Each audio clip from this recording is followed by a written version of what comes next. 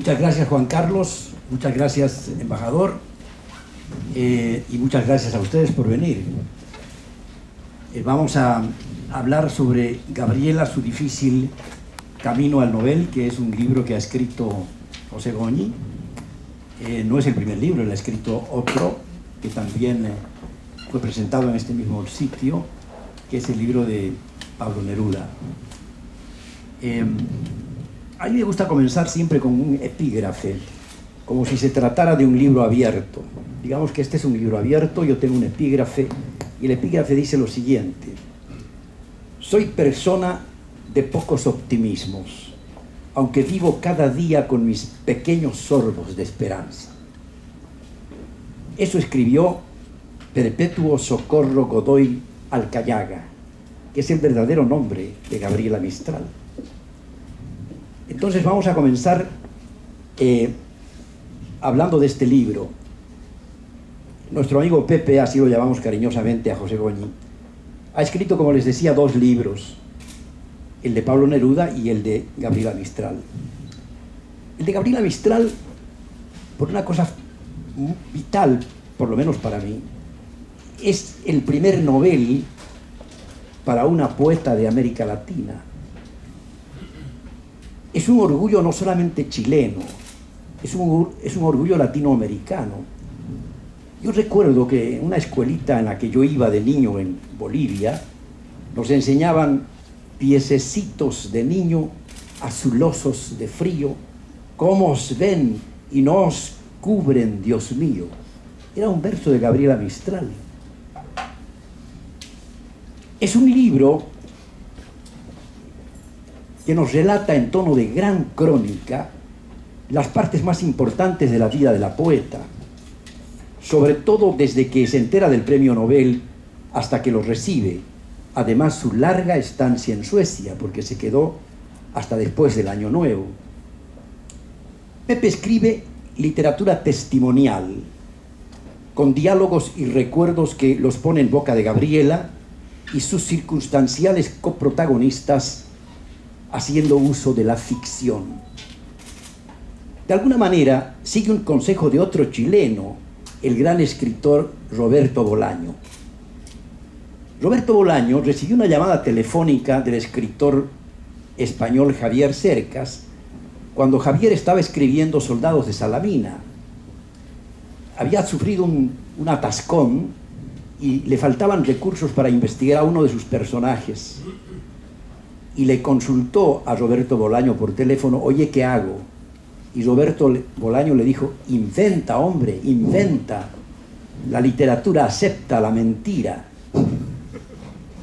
Y Pepe inventa también en esta novela, porque hay partes donde hace diálogos, y los diálogos que se llevaron a cabo en los 1940, 43 o 45, que es cuando recibe el Nobel, no los puede haber ubicado, no los puede haber recolectado, los inventa, y los inventa muy bien. Además, no solo eso, hay una parte que es sumamente interesante porque, como es una mezcla de géneros, es una mezcla de géneros entre la gran crónica, el testimonio, la novela, y además un poco de la historia. Y hablando de la historia, tiene como un telón de fondo el libro el final de la Segunda Guerra Mundial. Y ese final de la Segunda Guerra Mundial significaba que el fascismo, que había sido derrotado, trataba de recomponerse. Entonces aparece un agente del nazismo en el libro de Gabriela, muy cerca a Gabriela. Entonces, esa parte de la ficción hace que el lector se prenda del libro para seguir la historia, pero no le quita protagonismo a la verdadera protagonista, perdón la redundancia, de la novela, que es Gabriela Mistral. Voy a terminar esta introducción diciendo que el autor ha hecho un trabajo de investigación extraordinario, porque ha investigado archivos en Suecia, los archivos del Nobel, archivos de historia en Chile, ha investigado en otros lugares como México, en fin, ha hecho una investigación erudita para lograr dar todos los detalles que aparecen en el libro. Les advierto que es un libro fascinante, de lectura sencilla, con esta mezcla de la que les estoy hablando.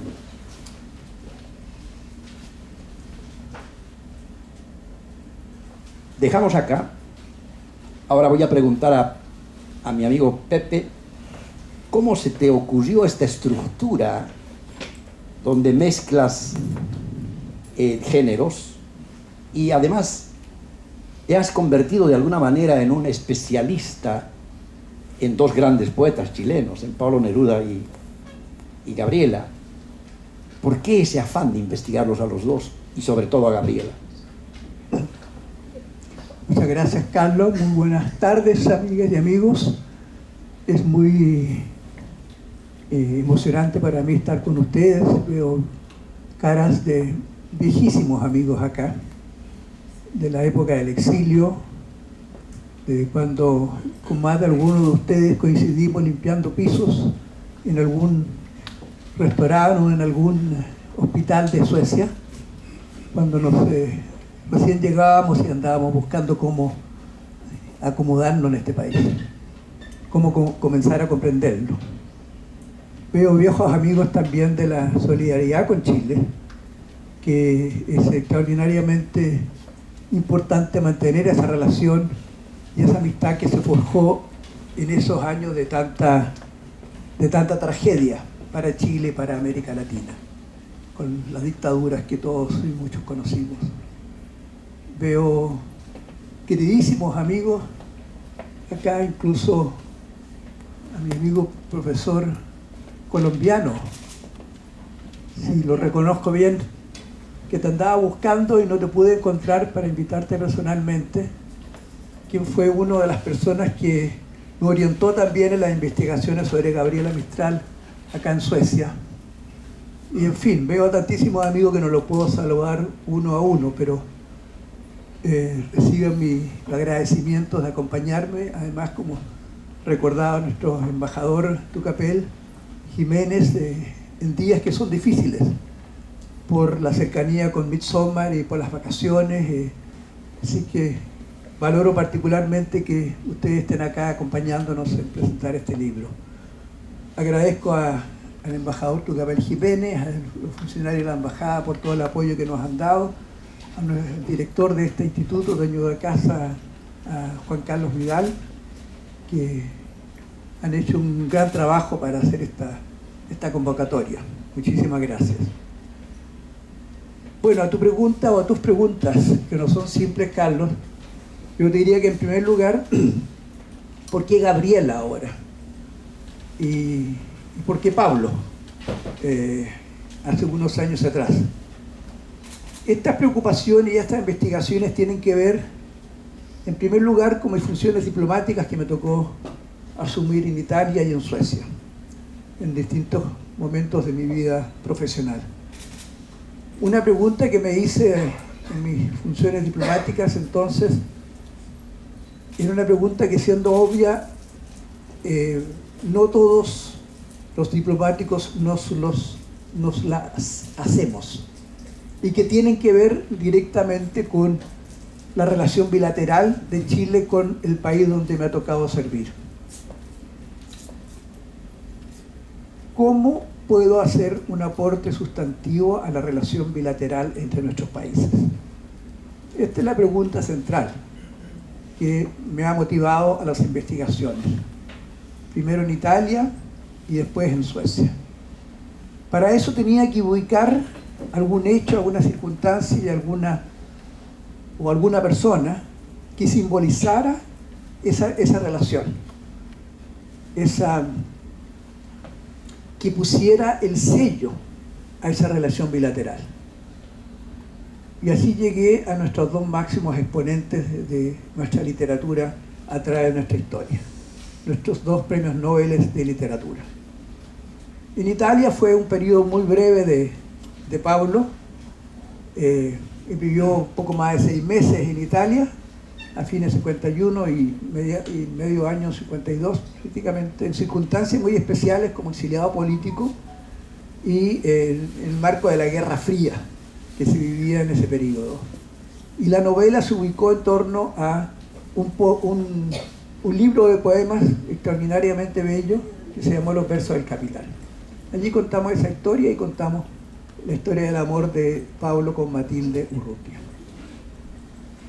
Y respecto a Gabriela, que es lo que venimos a conversar hoy día, obviamente lo central era su premio Nobel. E inmediatamente de comenzar estas preocupaciones me di cuenta de un hecho fundamental y muy básico.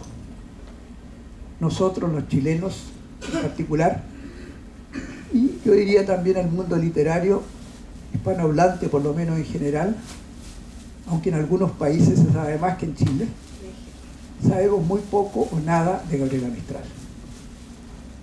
Hay un tremendo vacío de información y una tremenda necesidad de hablar de Gabriela y de presentarla a Gabriela ante el público. Ese gran desconocimiento que tenemos de Gabriela es una de las razones fundamentales que me ha motivado en estas investigaciones. Y a medida que me fui metiendo en conocer a esta increíble mujer en el desarrollo de su vida, se fue transformando en un personaje cada vez más demandante de tiempo de mi parte y de necesidad de conocer cada vez más. Es realmente un personaje absolutamente increíble, absolutamente increíble. Vamos a profundizar en la conversación con Carlos o en las conversaciones que ustedes nos hagan, pero quiero simplemente señalar en esta breve respuesta, que trato de que sea lo más breve posible para que vengan las próximas, que esta mujer que obtiene el premio Nobel en 1945 es una mujer que nace en 1889 en un lugarcito del inicio del desierto chileno, en Vicuña, en el Valle del Elqui. Si muchos de ustedes que seguramente han visitado Vicuña hoy día comprueban de que se trata de un pueblo pequeño, bastante simple, por el paisaje y por la gente que vive allí, podemos suponer cómo sería este pueblo, hoy día pueblo, a fines del 1800. Y mis observaciones, porque cifras de estadísticas poblacionales no he encontrado todavía, mis observaciones de las escasas fotografías que he podido ubicar de aquel entonces muestran en realidad un villorrio, un lugar con probablemente algunos cientos de casas y no mucho más, un lugar de mucha pobreza, de un lugar de mucho aislamiento físico y cultural. Imagínense las comunicaciones terrestres en esa época entre la gran ciudad que era La Serena, la más cercana, y el Valle del Elqui. Imaginémonos las comunicaciones entre uno y otro lugar. Esto que es tan fácil hoy día, lo complejo que era en ese momento. Y esta niñita que nace en este lugar tan aislado, esta niñita que sufre no solo el aislamiento físico y cultural de un pequeño pueblo campesino y de una familia pobre, sino que además sufre en el transcurso de su vida traumas y situaciones que son realmente, increíblemente vulneradoras de la personalidad de cualquier persona. Pepe, en esa historia hay un episodio que tú lo relatas en el libro. La sacan de la escuela. ¿Por qué la sacan de la escuela? Sí. Esto es la primera cosa, no sé si la primera, como la quinta, sexta cosa increíble que uno puede observar en Gabriela. Teniendo ella 11 años de edad aproximadamente, siendo estudiante de la escuela de Vicuña, escuela de niñas de Vicuña, es expulsada de la escuela. Esto que parece increíble ocurrió. Imagínense una niñita de 11 años expulsada además por ladrona.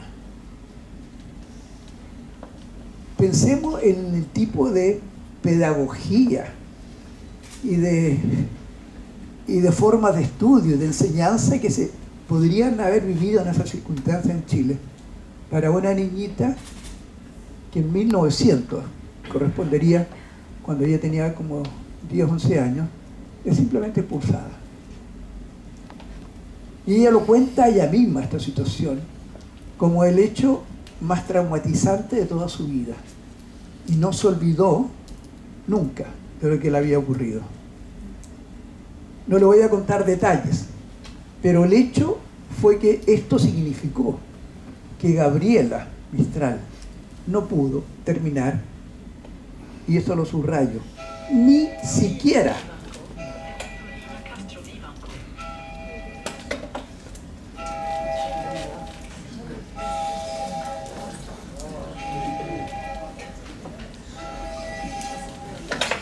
el espíritu de Gabriela Mistral. Por favor, les recuerdo que apaguen los teléfonos como lo recordó Carlos. Yo decía que ni siquiera pudo estudiar o pudo terminar la enseñanza primaria, como se llamaba entonces. El primer nivel de la escuela. Posteriormente, si me permites seguir el hilo, ¿Sí? Carlos, ella intenta ingresar. Bueno, ¿cómo se educa Gabriela entonces? Se educa gracias a su hermana mayor, hermanastra en realidad, que era profesora normalista. Ella es la que se preocupa de entregarle conocimiento y la formación básica a ella, a Gabriela. Su abuela, que también le enseña a leer, básicamente su lectura de la Biblia, era una abuela muy religiosa, que tuvo mucha influencia, mucha importancia en la vida y en la formación de Gabriela. Pero también diría yo, y quizás lo fundamental, fue el interés de Gabriela, en ese entonces Lucila, de poder formarse, de poder acceder a algún tipo de información y de cultura.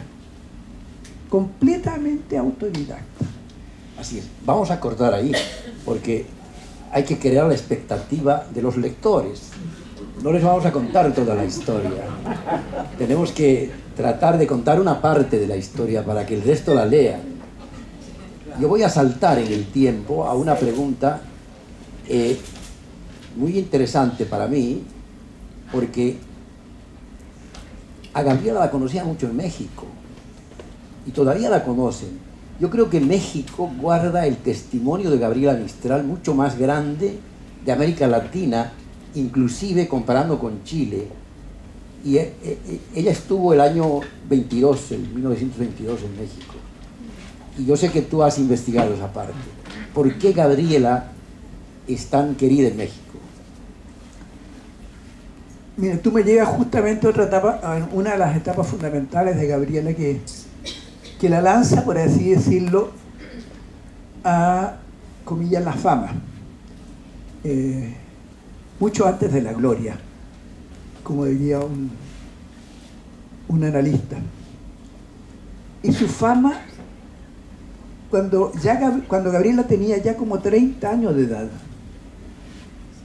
y se había dedicado a la pedagogía como profesora primero primaria, o sea, de la escuela básica, y con el pasar de los años es nombrada por el entonces ministro de Educación Pedro Aguirre Cerda, que posteriormente será presidente de la República de Chile, es nombrada directora, primero de una escuela y después de liceos, en los Andes, en Punta Arenas, en Temuco y en Santiago.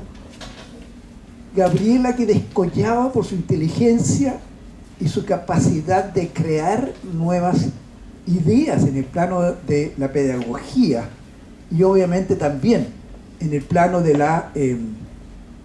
la poesía, que era su actividad entonces principal y que le comenzó a dar fama, y ella comenzó a desarrollar conceptos pedagógicos muy propios. Y lo interesante es que Gabriela hace esto, para tirar otro gancho, como tú dirías, sin haber siquiera podido estudiar para profesora.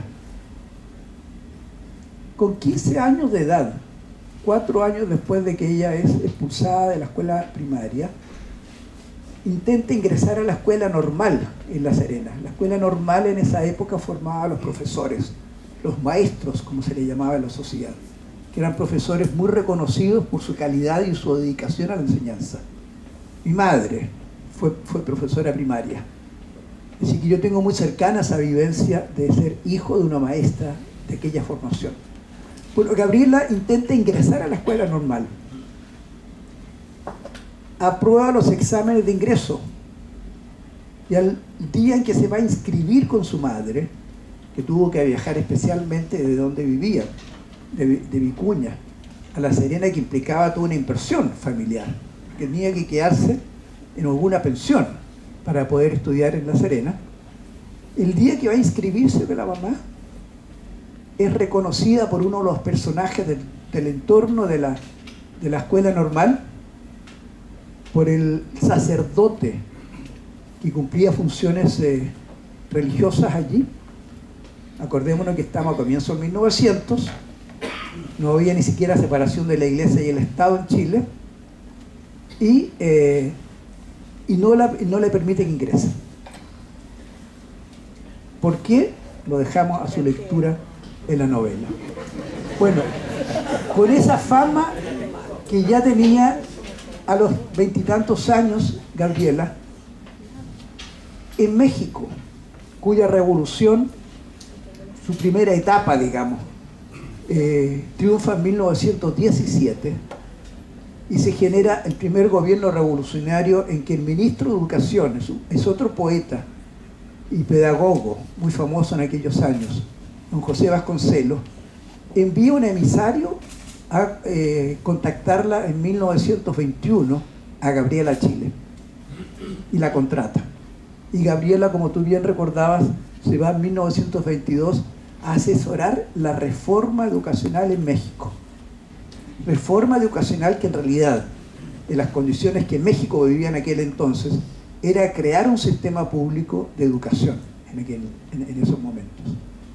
Y Gabriela se despliega absolutamente, y su conocimiento de las técnicas pedagógicas y sus posiciones críticas que ella tenía, le permiten a ella transformarse en uno de los personajes claves de esa reforma educacional mexicana y proyectarse en toda la región y en todo el mundo hispanohablante primero, y después también a Europa. Mi encuentro con Gabriela Mistral en México fue muy casual, fue durante el terremoto del 85. Yo fui enviado por la radio a cubrir el desastre, y llegué a Ciudad de México en mi trabajo de reportero, y yo siempre pregunto por librerías al lugar donde llego, y me dijeron, ¿por qué no te vas a la Gandhi? La Gandhi es una librería muy conocida en el Distrito Federal. Y bueno, me voy a la Gandhi, y en la Gandhi veo un semejante letrero que era un verso, y el verso decía: me acuerdo de tu rostro que se fijó en mis días, mujer de saya azul y de tostada frente, que en mi niñez sobre mi tierra de ambrosía vi abrir el surco negro de un abril ardiente. Y la firma era Gabriela Mistral. Entonces entré a preguntar por qué el letrero en la puerta en la vitrina de la librería, y me dijeron porque es el aniversario de Gabriela Mistral. Yo no sé cuál aniversario sería, pero estaban vendiendo su obra, etc. Por eso digo, el año 1985, Gabriela Mistral era muy conocida en México. Hay otra parte en el libro muy interesante. Hay una poeta si mal no me acuerdo, ecuatoriana o dominicana, No, ecuatoriana. o ecuatoriana, que es la que también propone a Gabriela para el premio Nobel. Cuéntanos un poco esa relación. Sí, Gabriela desarrolló una red de amistades muy amplia en el mundo tanto poético-cultural como pedagógico en la región que hoy día llamamos América Latina. Entonces más bien se le llamaba Suramérica a todo lo que llamamos hoy día América Latina. Y en esas relaciones tuvo una gran amistad con Adelaida Velasco Galdós, una poeta ecuatoriana. Esta mujer le anuncia a Gabriela que la va a proponer de alguna manera, porque no sabía en ese momento cómo hacerlo, para ser candidata al premio Nobel.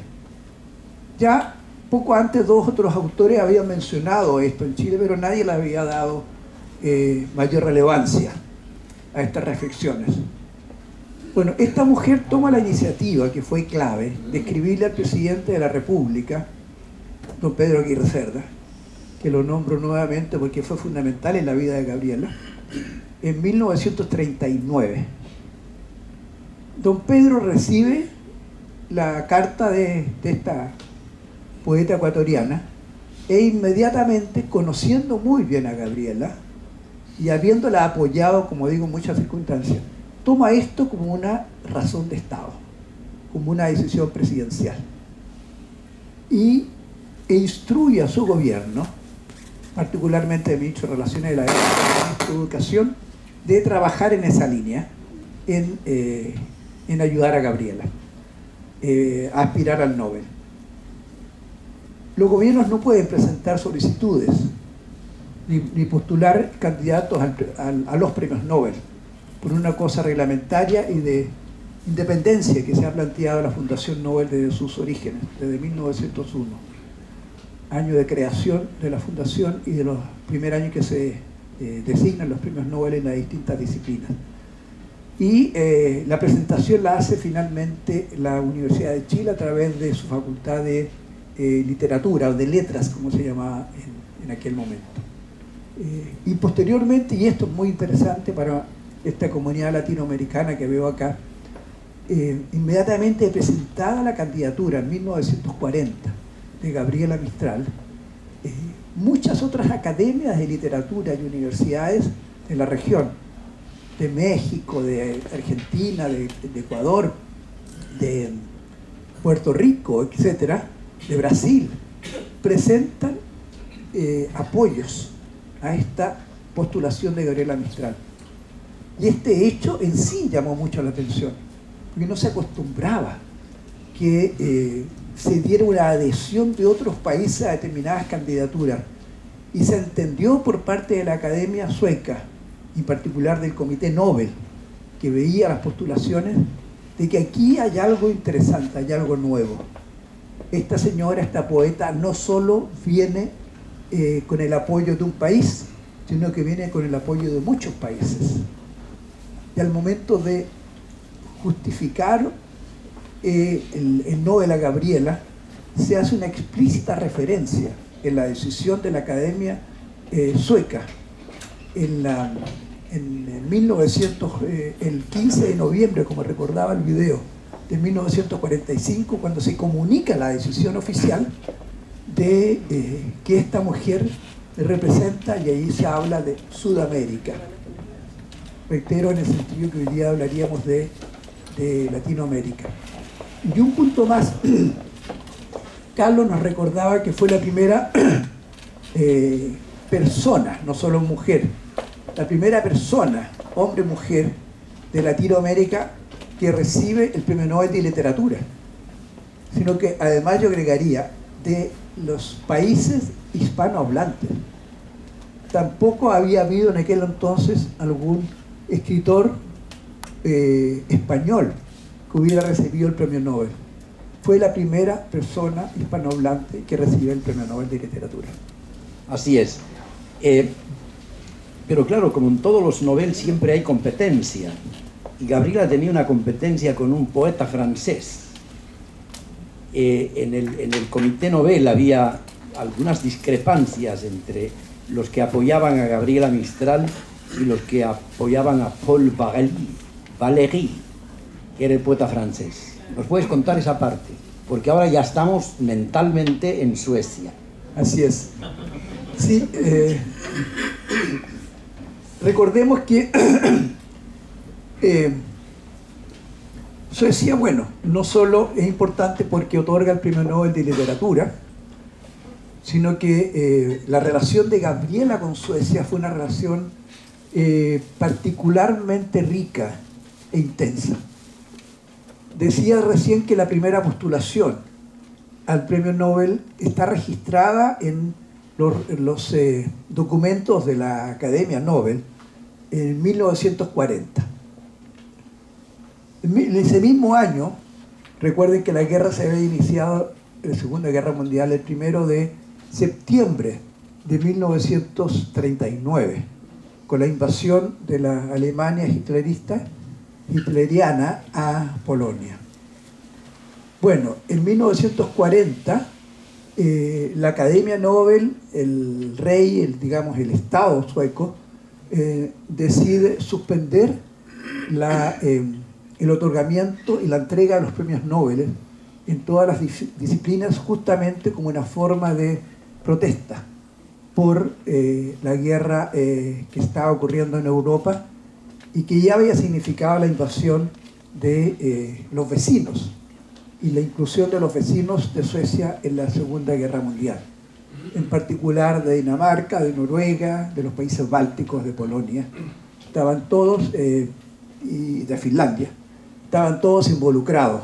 En ese momento, en esa parte del mundo, solo Suecia se mantenía neutral, en situaciones bastante complejas.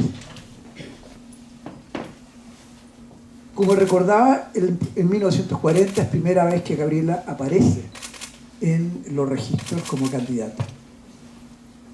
A pesar de que se suspende la entrega de los Nobeles, la Academia Sueca y en particular el Comité Nobel, que son 5 miembros de esta Academia Sueca que son designados por la misma Academia, siguió haciendo el trabajo todos los años, el 40, 41, 42, etcétera, como si fuera a distribuir y a otorgar el Premio Nobel de ese año, que no lo hacía, porque estaban suspendidos este proceso. Pero ellos hacían todo el proceso completo, incluso seleccionaban, aceptaban las peticiones que hacían los organismos, comillas, autorizados o con potestad para hacerlo, de todo el mundo, y llegaba a un punto, al punto final, incluso de seleccionar los candidatos principales y dejaba el proceso allí.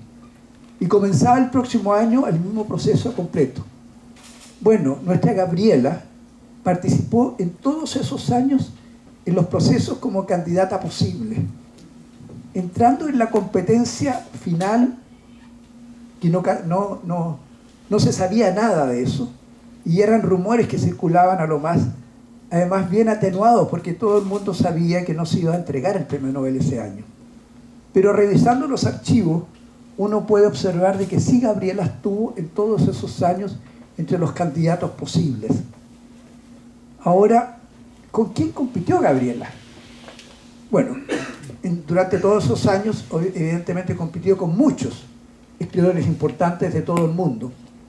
Recordemos además que hasta ese momento los premios Nobel de literatura eran, con una excepción, en esos 45 años de entrega de los Nobel o de que se habían creado los premios Nobel de literatura y los otros premios Nobel, con una excepción que había sido Rabindranath Tagore, todos los premios habían sido entregados o a europeos o a norteamericanos. Y a pesar de esas circunstancias, a pesar de que ningún hispanohablante, recuerdo, había recibido el Nobel, y muy pocas mujeres además lo habían recibido, eran 4 mujeres en todos esos años que habían tenido esta distinción, Gabriela sí estuvo en la disputa final. Y los competidores más importante que yo pude tomar nota de las actas mismas, de los documentos internos de la academia, eran personajes como Hermann Hesse, que fue premio Nobel de Literatura el año siguiente, en 1946. André Gide, que fue premio Nobel en 1948. Thomas Eliot, que fue premio Nobel de Literatura 48, perdón, Eliot. 47 fue Gide. O sea, los premios Nobel 46, 47, 48. Y 1962, que fue John Steinbeck. Todos estuvieron en la competencia con Gabriela Mistral. Y consta en los archivos de la Academia Nobel de aquellos instantes. Además, ese mismo año, en 1945, la competencia, como recordaba Carlos, hasta el final fue con Paul Verlaine, que era la gran estrella de la poesía mundial en aquel entonces, y que falleció ese mismo año, y por lo cual finalmente no pudo obtener el premio Nobel. Pero fue una, por así llamarlo, una competencia dura, difícil, con lo mejor de la literatura mundial. Otro que compitió y que nunca obtuvo el premio Nobel fue otro conocido poeta, Georges Duhamel. O sea, no es que a Gabriela le cayó el premio Nobel del cielo y por casualidad. Fue en una disputa bastante difícil con los mejores escritores del momento del mundo. Ok, está resuelto ese problema. Ahora vamos a hablar un poquito del viaje que hace Gabriela en barco, en un barco que se llamaba Ecuador, y era un barco sueco, con personal sueco, con un comandante sueco. En ese barco viaja Gabriela con su asistente, y hay dos personajes que aparecen en ese viaje. Yo voy a leer un párrafo de esa parte del libro. Dice lo siguiente: una tarde el capitán, además de Gabriela y Mariana, Mariana se llamaba la asistente, Mariana del Sol, invitó a su mesa a otras dos personas. Uno era un joven que se había trasladado a América Latina inmediatamente al terminar la guerra, habiéndose avecindado en Santiago de Chile. Era economista de la Escuela de Comercio de Estocolmo, delgado, alto, con un bigote negro grueso, una nariz grande y aguileña, de gestos un poco nerviosos. Su nombre era Stefan de Rinder, de origen valón, aunque de familia establecida en Suecia por varias generaciones. La otra invitada era una joven y bella señorita sueca de nombre Eva Marlin. Ambos jóvenes se habían mostrado muy interesados en conocer a la famosa compañera de viaje, lo que habían hecho saber al capitán Gueda, y esperaron pacientemente que éste los incluyera en la próxima cena. ¿Estos dos personajes son reales o son un invento tuyo, querido Pepe? Son las dos cosas. La verdad es que para alguien, como yo me autodefino, para un escritor en desarrollo, el crear una novela, en este caso una novela histórica, yo me planteo como dos ejes centrales del trabajo que trato de plasmar en los textos. Por una parte está lo histórico, lo que efectivamente es indiscutible y que transmite conocimiento, transmite historia. Los hechos que ustedes van a encontrar en esta novela, como encontraron en la novela sobre Pablo Neruda en Italia, son hechos que existieron. Y ahí viene la creación del escritor en función de esos hechos y en función de las investigaciones, que además se da algunas licencias de aprovechar la novela para homenajear a otros amigos que en esa relación entre Chile y Suecia han jugado roles fundamentales.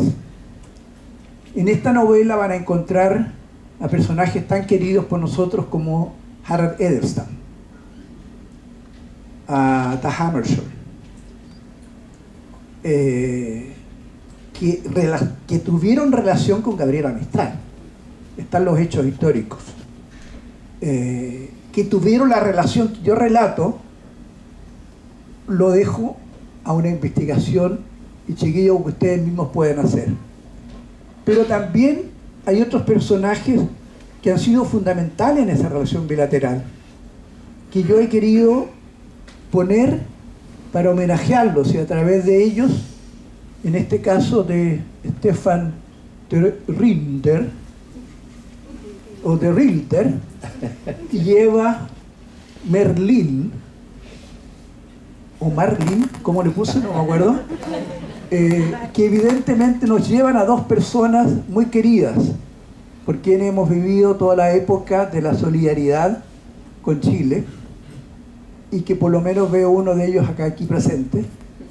Es una forma de decirle gracias a ustedes y a través de ustedes, gracias a todos los que en aquel momento nos ayudaron con esa fuerza y con esa dedicación.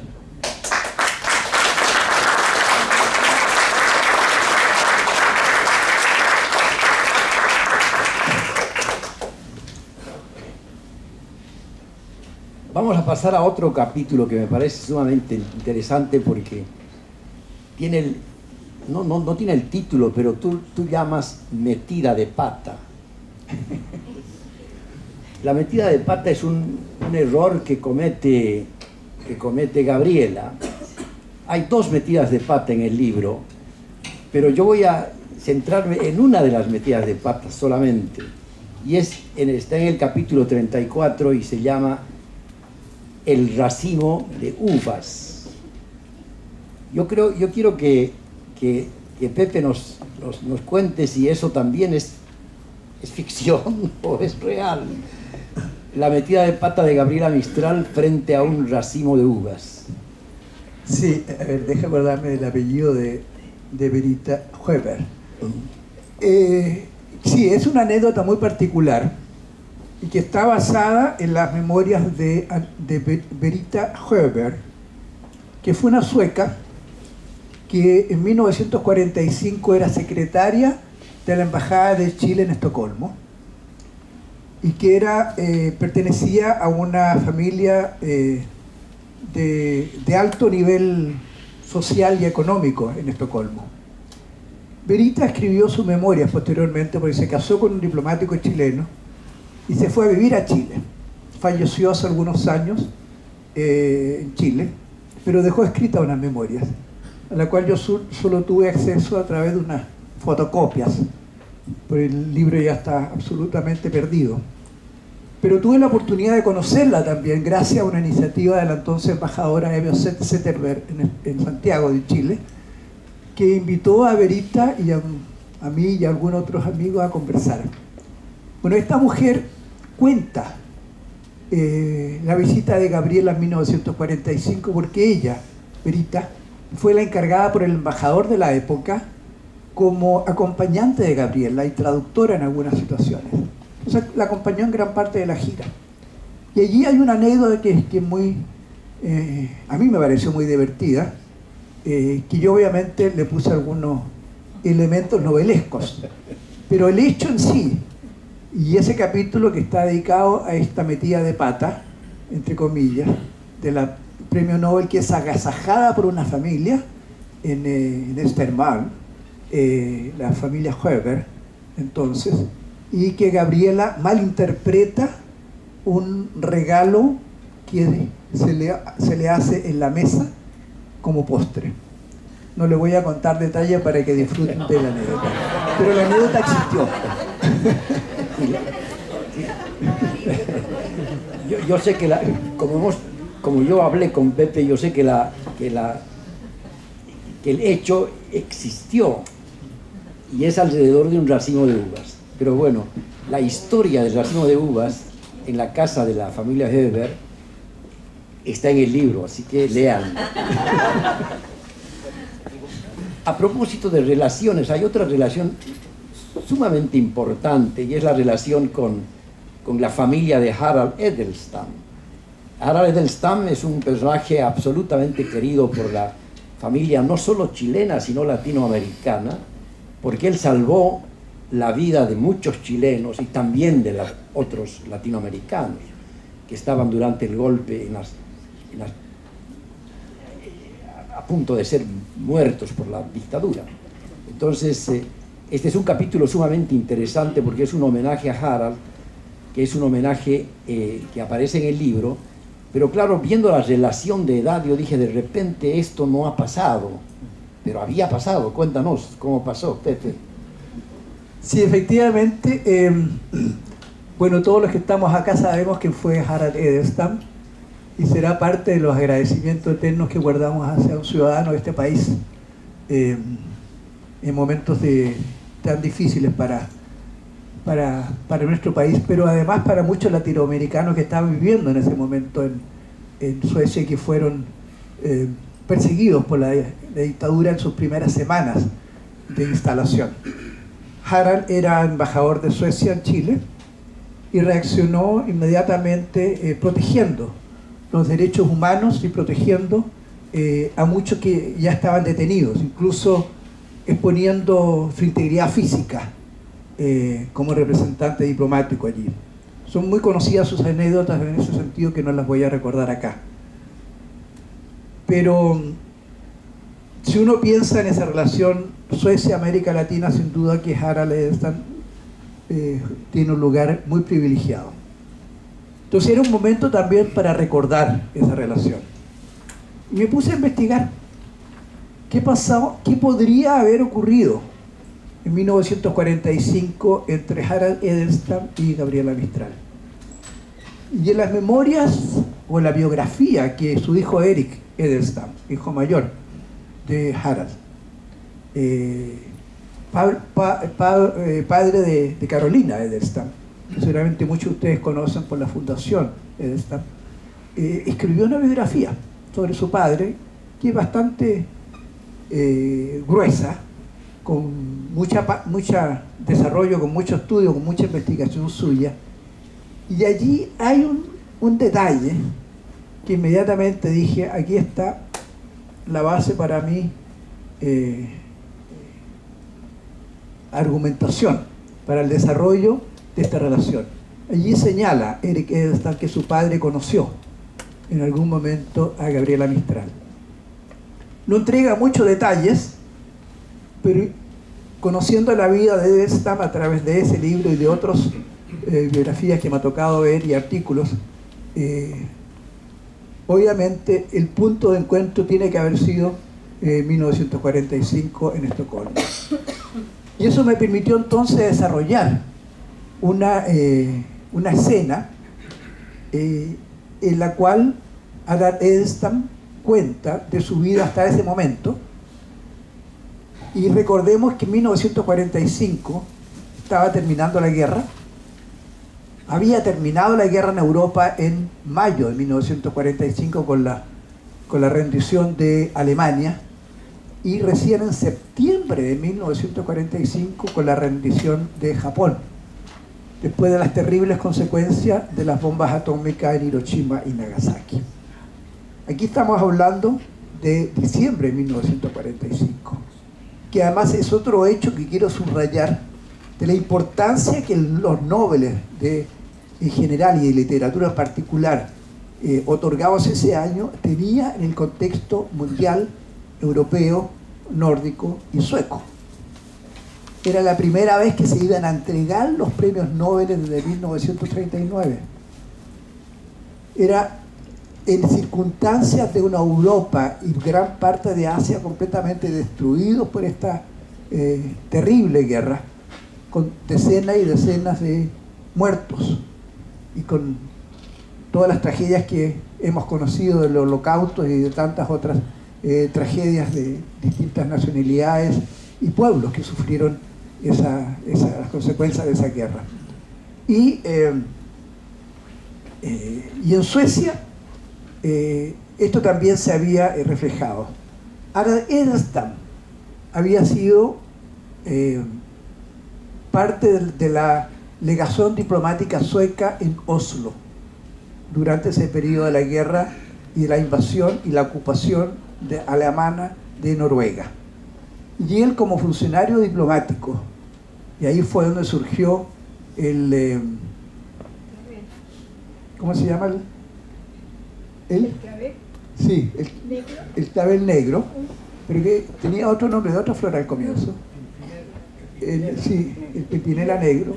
Bueno, un seudónimo que le puso la resistencia noruega a Edelstam, que fue un gran colaborador con la resistencia noruega. Le entregaba información, los protegía en su casa, en su residencia de diplomático.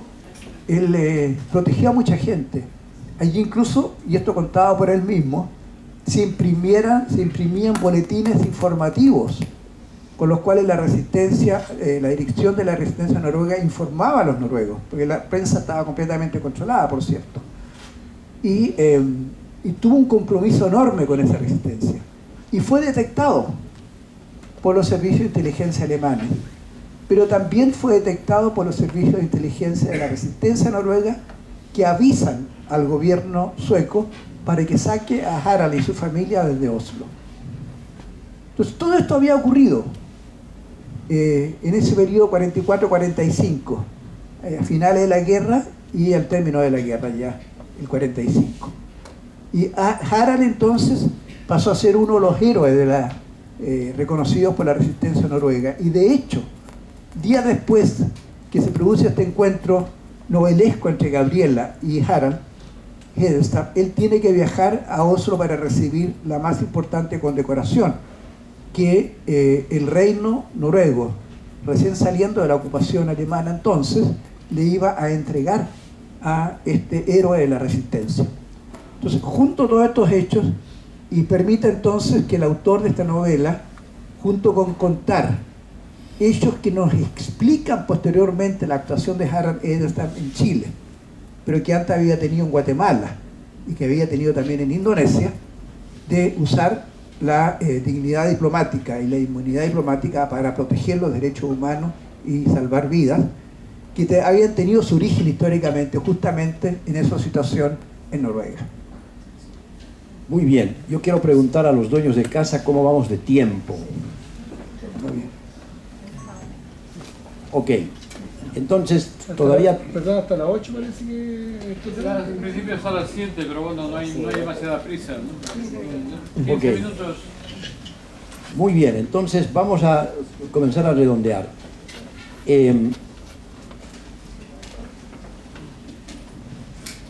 Hay una parte muy importante en el libro que es como una trama oculta y es la presencia de una de Mariana, que es la auxiliar de la secretaria de Gabriela.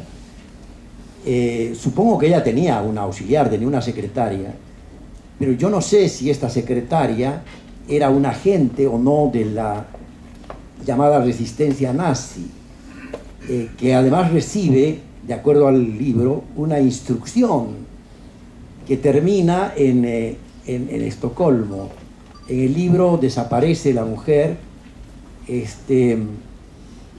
pero comete un grave delito. Yo no sé si ese delito es históricamente cierto o es simplemente una trama oculta que aparece en la novela porque llama la atención. Entonces el lector trata de saber y sigue leyendo. Es una trampa maravillosa para atrapar lectores. Entonces mi pregunta es, ¿qué pasó?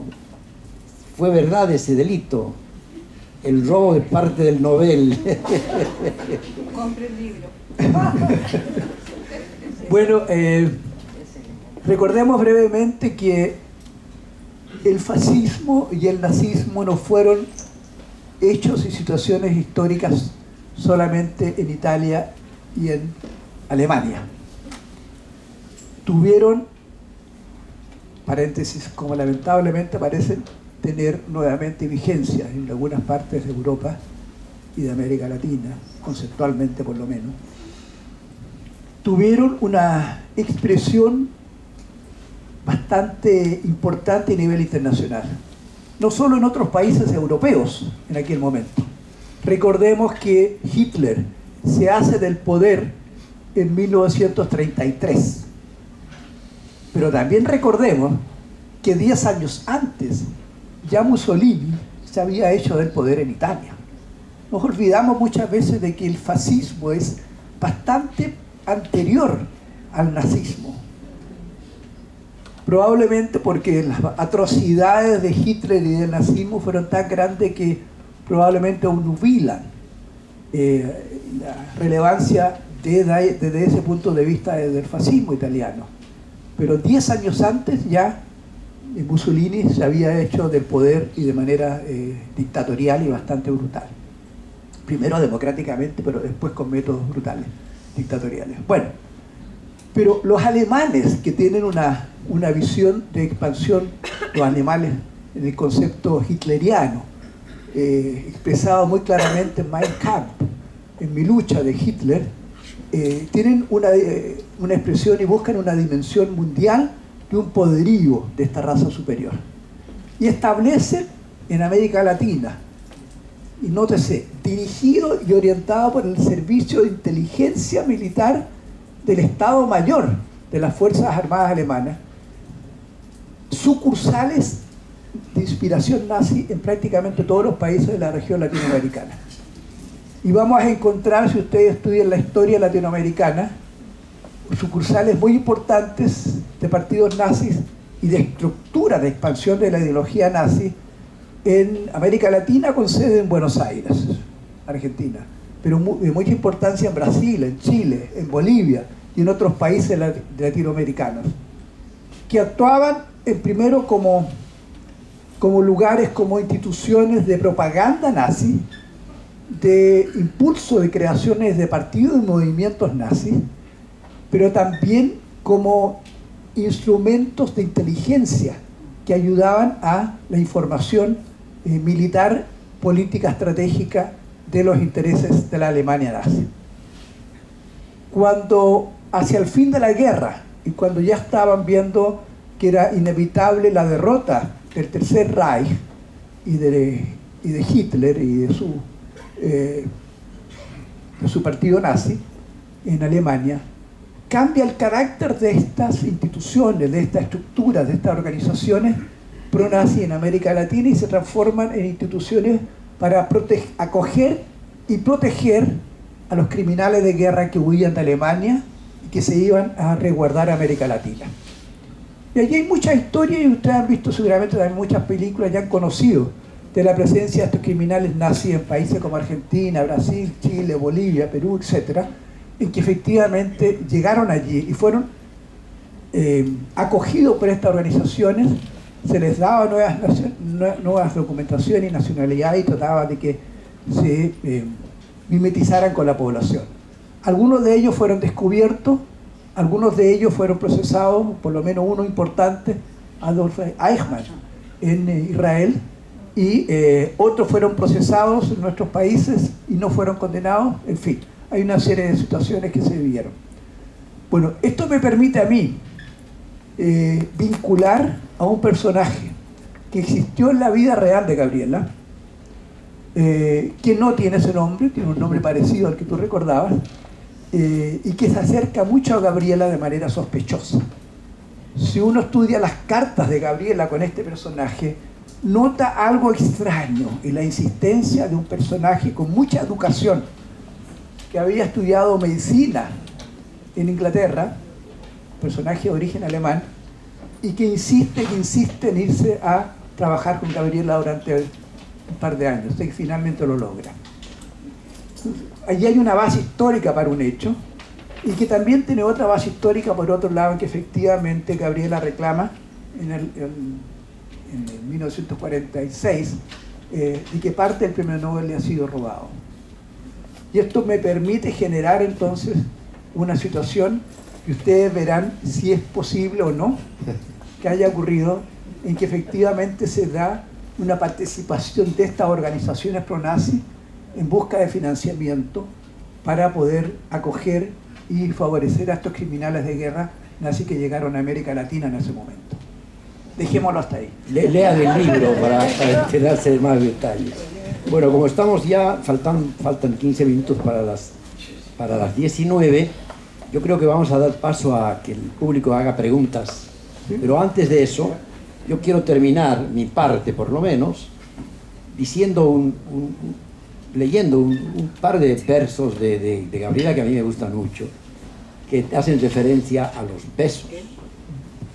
Hay besos que pronuncian por sí solos la sentencia de amor condenatoria. Hay besos que se dan con la mirada.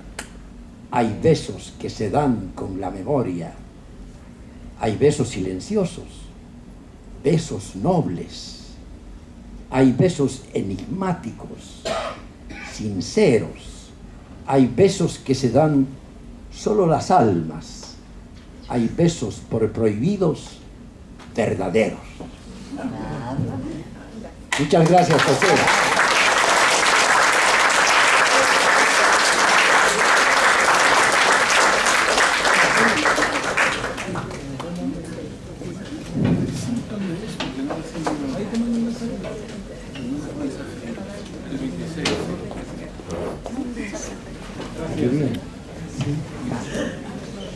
Estimado amigo y compañero, tengo la siguiente consulta. Yo sé que Gabriela tuvo también contacto con el mundo estudiantil, que visitó algunas escuelas aquí. Me da la impresión que ella inició esta gran tradición porque todos los premios Nobel de literatura actualmente, ya hasta hace una década o más, visitan las escuelas de Estocolmo. Me gustaría conocer algo sobre eso, si puede describir. Sí, efectivamente. Quizás seamos prácticos, tomando unas 3 preguntas. Perfecto. Entonces, que hagan 3 preguntas para que José las responda al mismo tiempo. Entonces, 2 preguntas más.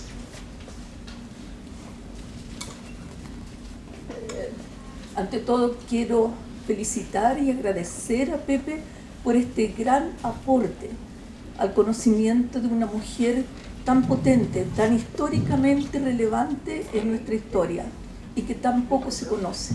Como tú bien dijiste, poco o nada se conoce de ellas.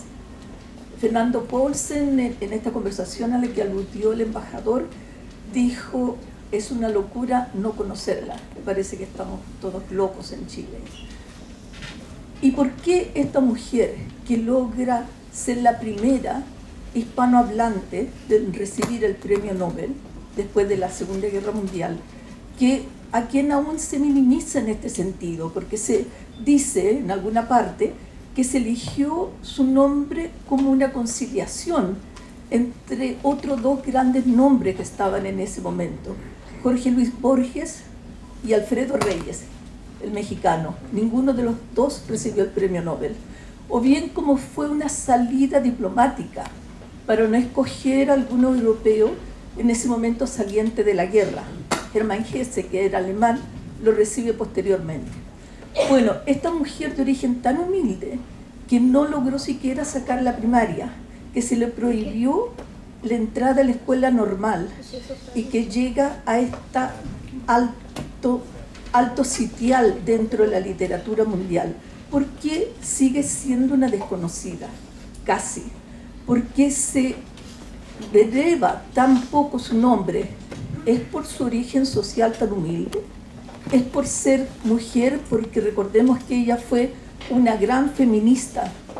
Además de poeta, fue ensayista. O sea, son muchas las cosas potenciales que ella tenía. ¿Por qué se mantiene esta suerte de negatividad al lugar histórico que ella ocupa? Una tercera pregunta, por favor. Muchas gracias, Pepe y Carlos. Mi pregunta se trata de si Gabriela, yo tengo entendido que visitó Mårbacka, donde vivía Selma Lagerlöf. Selma había muerto 5 años antes, creo yo. Pero ¿tuvieron alguna relación anteriormente por carta, algo así? Ok, las 3 preguntas. José va a responder a las 3 preguntas. Con mucho gusto. Sí, la verdad es que apuntan a tres aspectos de la vida de Gabriela que son extraordinariamente interesantes. Yo invertiría un poquito el orden, comenzando por el comentario o pregunta respecto a la minimización de la importancia de Gabriela y por qué todavía sigue siendo tan discriminada o desconocida. Sin duda que uno de los temas fundamentales a reflexionar cuando uno piensa en Gabriela Mistral. Habiendo sido la mujer más importante en la historia de Chile hasta nuestros días, yo no tengo duda, y habiendo sido una de las mujeres más relevantes de América Latina, cosa que tampoco tengo duda, ¿por qué es aún tan desconocida? Y sigue siendo tan desconocida. Sin duda que hay muchas razones que lo pueden explicar, que van desde la época en que le tocó vivir y que le tocó ser premiada, en que las comunicaciones eran bastante más dificultosas, pero no lo explicaría todo, que tienen que ver también con el chaqueteo que ocurre en el mundo literario o cultural, sobre todo el nuestro en Chile, de tratar de minimizar a aquellos que son más brillantes que otros por alguna razón, a veces de mediocridad. También puede ser cierto, pero sin duda no lo explica todo. Puede ser también por el hecho de que era mujer, y la mujer era aún más discriminada que hoy día en aquellos momentos, y era raro pensar en una mujer para un premio de esta naturaleza, como recordaba en los 45 años de historia. Hasta ese momento del Premio Nobel de Literatura habían habido solo 4 mujeres que habían recibido el Premio Nobel anteriormente que ella. Ninguna nada que ver con América Latina, ni fuera de Europa y de Norteamérica, como señalaba recién. Y por lo tanto era raro que una mujer aspirara o fuera candidata a una distinción tan importante. Quizás lo era por su condición también de lesbiana, como han argumentado algunos en ese sentido, y digamos entre paréntesis que en realidad ella fue un poco ambigua en el tema de su sexualidad, y en el mejor de los casos yo diría que fue bisexual, porque tuvo amores tanto con hombres o relaciones con mujeres que ella reconoció muy tardíamente. Eso es bien interesante también, ese fenómeno que se dan en la vida de Gabriela. Tú mencionabas, Martita, de que algunos argumentan que se le podría haber otorgado a Alfonso Reyes, el poeta mexicano, lo cual es un tremendo error histórico, porque quien propone a Alfonso Reyes como candidato al Nobel fue justamente Gabriela, una vez que había sido ya designada como Premio Nobel de Literatura, porque los premios Nobel tienen la facultad de poder proponer candidatos.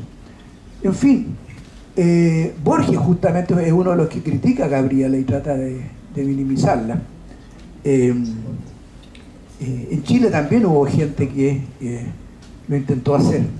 Ahora, yo creo que es una combinación de todas las razones que yo citaba y además de muchas otras que hicieron que hubiera distancia de mucha gente, de crítica de mucha gente al hecho de que Gabriela fuera premiada, y que posteriormente fuera una suerte de olvido que fue ocurriendo con el tiempo y que significa que hoy día sigue siendo muy desconocida y que es el momento por lo menos de conocerla más. Pero también hay otro factor.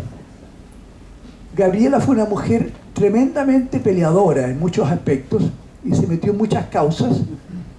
Yo diría, en todas las causas importantes de su época, Gabriela estuvo presente. En el pacifismo, en medio de las 2 guerras, en la necesidad de plantear los derechos de los 2 pueblos palestinos y el pueblo judío en el conflicto que hasta hoy lamentablemente nos sigue preocupando de manera tremenda.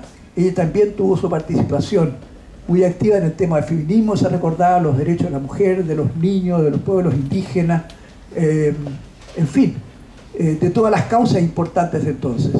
Bueno, pero además, esta Gabriela también entró a trabajar propuestas nuevas de enseñanza, como señalaba. O sea, ella fue muy avanzada para su época y por lo tanto generaba también resistencias de todo tipo.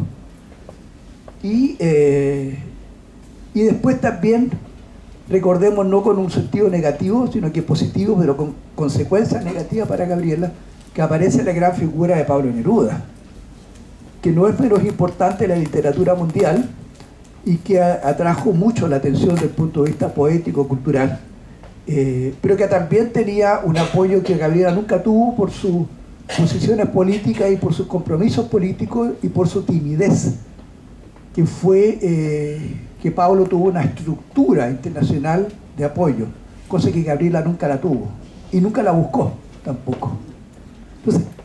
Entonces yo creo que ahí hay varias razones que nos ayudan a entender un poco más este desconocimiento de Gabriela. Efectivamente, Gabriela tuvo una gran admiración por Selma Lagerlöf. Hay un capítulo en el libro. Sí, y ella conoció Suecia a través de la literatura de Selma y de otros escritores suecos de la época, y fue una gran admiradora. De hecho, sus primeras reacciones cuando recibe la noticia del premio Nobel hacen ya mención a Selma Lagerlöf. O sea, hubo algún tipo de relación entre ellas y posteriormente también con Wegener, Elin Wegener, que ingresó a la academia posteriormente en 1944, cuando ya la candidatura de Michalli estaba muy presente, y obviamente ayudó a darle un empuje final el año 45, aunque Wegener no era parte del Comité Nobel, que reitero son los que toman la decisión. Ella tuvo un gran cariño y un gran respeto por Selma y fue a visitar el 28 y 29 de diciembre de 1945 la casa de Selma en Mårbacka. Yo hice una visita también a Mårbacka y tuve oportunidad de conocer sobre la visita de Gabriela y con recoger algunos testimonios que me contaron de la fundación Mårbacka, creo que se llama, Selma, no recuerdo el nombre exacto, en el mismo lugar de la visita. Y justamente le dedico un capítulo a esa visita en que los elementos sustanciales de la fecha y los hechos están recogidos a través de la propia prensa sueca, o sea, que efectivamente ocurrieron. Tú nos recordabas la visita de Gabriela a escuelas en Suecia, sobre todo en Estocolmo. Bueno, algo que yo no había mencionado, pero que es muy trascendente: cuando Gabriela viene a recibir el premio Nobel, ella llega en barco en el Ecuador de la empresa Johnson Line, que ya hoy día no existe, el 8 de diciembre de 1945. Muy encima de la fecha. Los premios se entregan, como bien sabemos, los días 10 de noviembre, 10 de diciembre de cada año, por el fallecimiento de Nobel. Y llega prácticamente justo. Se traslada después en tren desde Gotemburgo a Estocolmo. Ella evitaba viajar en avión, otro parecido que tenía con la personalidad de Neruda. Los dos le tenían mucha distancia a volar y preferían los medios terrestres o incluso los barcos para movilizarse.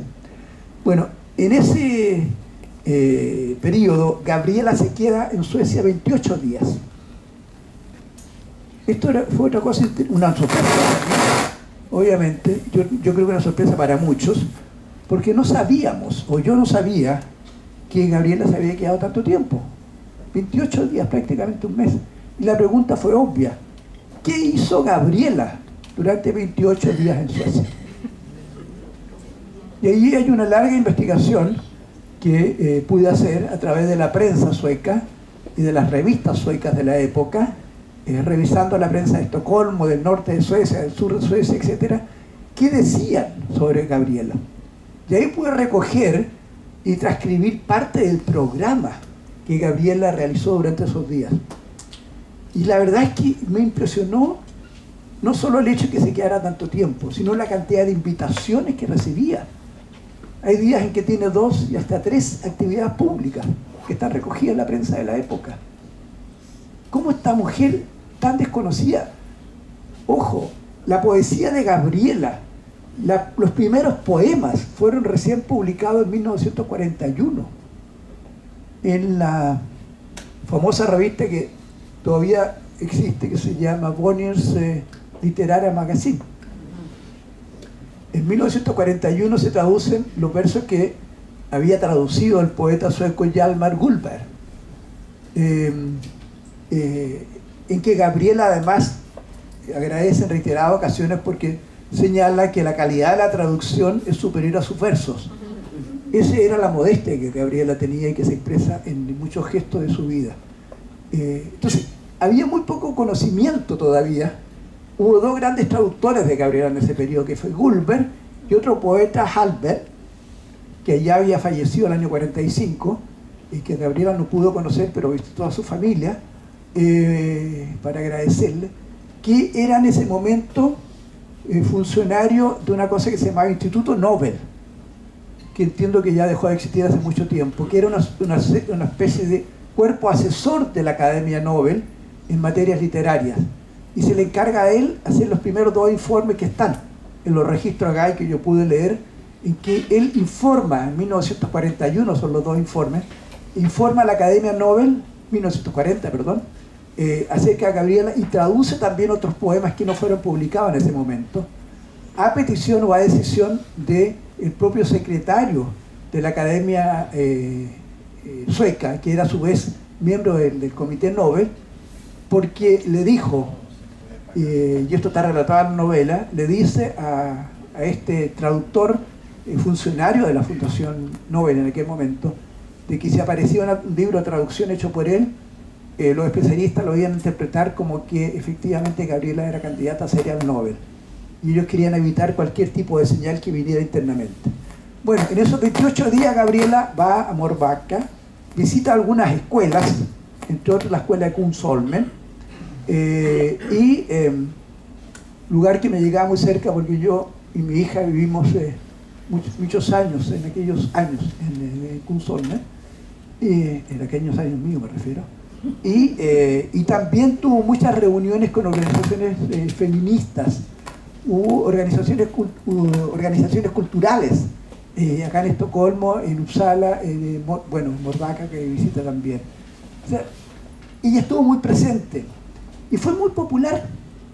Hay descripciones desde la ceremonia del 10 de diciembre, hechas por cronistas suecas, por periodistas suecos, y que asistieron allí latinoamericanos, del propio embajador de Chile en la época, de personalidades culturales argentinas que estuvieron presentes, en que lo que se destaca es que esta mujer fue, comillas, la más popular en la ceremonia.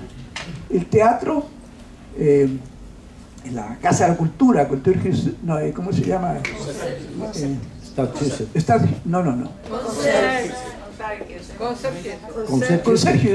Consergius se viene abajo, dicen los relatos, cuando Gabriela se para a recibir su Nobel del rey sueco, Gustavo V en aquel momento. Y después se da una especie de Mistral manía, como yo la llamo. Gabriela iba a dar una conferencia a una escuela y tenían que cambiarse de lugar porque el lugar que habían elegido era muy chico para el interés que había. Tenían que buscar un espacio más grande. Fue una cosa realmente impresionante que se dio. Su primera edición de sus poemas, que se publican justamente masivamente a fines del 45, se agotan las ediciones. Esta traducción que hace Gullberg. Se da un gran cariño del público interesado en literatura sueca y esta mujer que venía de un mundo desconocido y de las distancias. Bueno, son hechos que yo trato de relatar en esta novela. Ok.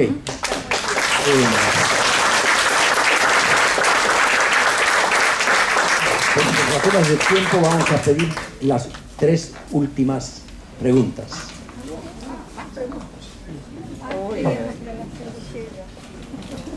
Lean el libro. Sí, Yo tengo una pregunta acerca del Premio Nacional de Literatura de Gabriela Mistral, que tengo entendido se lo dieron 6 años después del Premio Nobel. Y el año 1945 le dan el Premio Nacional de Literatura ¿a quién? A Pablo Neruda, el mismo año que a ella le dan el Premio Nobel. Sí, es muy cierto. Bueno, veamos las tres. Hola, muchísimas gracias. Esto ha sido un goce, no solo por la presencia de un amigo querido, sino también por lo mucho que nos muestra. Quiero preguntarte algo porque a mí se me hizo muy importante cuando lo conocí, que esta Gabriela fue amiga muy cercana con Sandino. Tuvieron una larga amistad epistotal, creo que se llama. Se escribían cartas por años y fue un apoyo para Sandino de alguna forma también. Acá un señor. Y ahí con eso terminamos. A ver, Una breve pregunta. La iglesia que la maltrató al echarla tanto al ingresar al secundario, ¿tendrá que ver en la poca difusión que tuvo? Sí, de más. Ya, si me permiten, para no alargarnos demasiado, sí, efectivamente, una de las cosas que más se destaca en el olvido de Gabriela, que es previo incluso a su premio Nobel de Literatura, es que extrañamente el Premio Nacional de Literatura se le otorga en Chile 6 años después, en 1951. Una cosa bastante inédita, que te reconozca el mundo antes de que te reconozca tus propios pares y tus propias autoridades. Realmente una cosa bastante extraña. Pero así fue.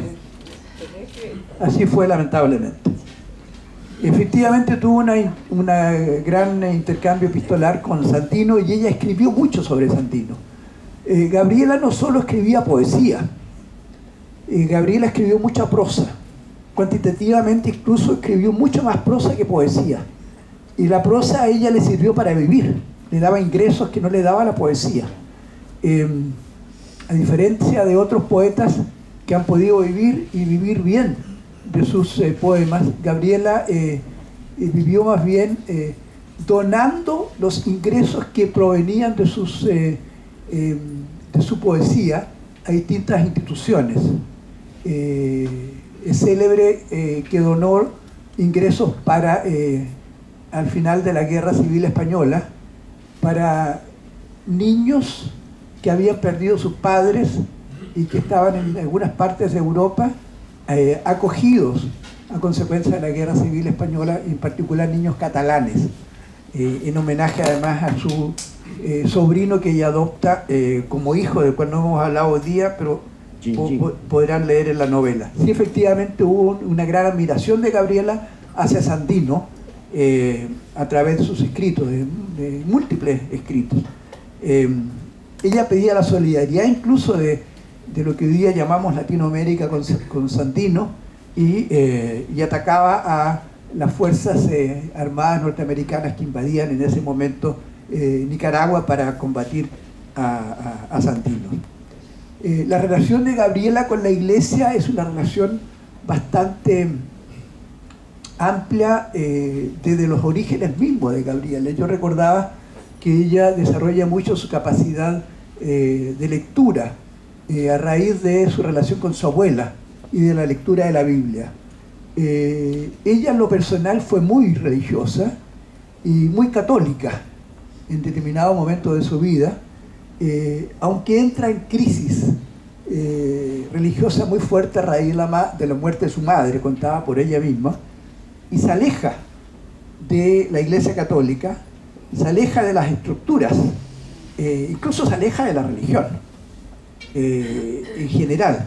Tiene un periodo incluso que podríamos llamarlo de atea, que yo también relato en la novela en algún pasaje, porque esto es muy importante en su formación espiritual y en su visión del mundo desde su concepción filosófica. Ella finalmente termina desarrollando una propia visión de la religión, de las religiones, y termina instalándose en una suerte de cristianismo en torno a Cristo, pero no a la iglesia, de un cristianismo muy imbuido de orientalismo y en particular de budismo.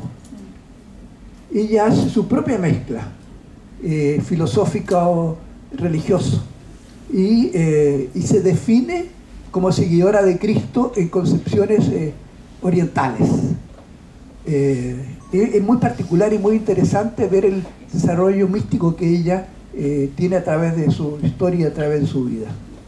Ahora, si la iglesia jugó un rol negativo hacia ella, yo no he encontrado, salvo esa actuación del cura en ese momento, por una acusación absolutamente estúpida, como podrán ver en el libro. Y posteriormente ella no es que se reconcilie con las estructuras, pero a raíz de el cura de Asís, ¿cómo se llama? El santo Francisco de Asís. Ella se hace muy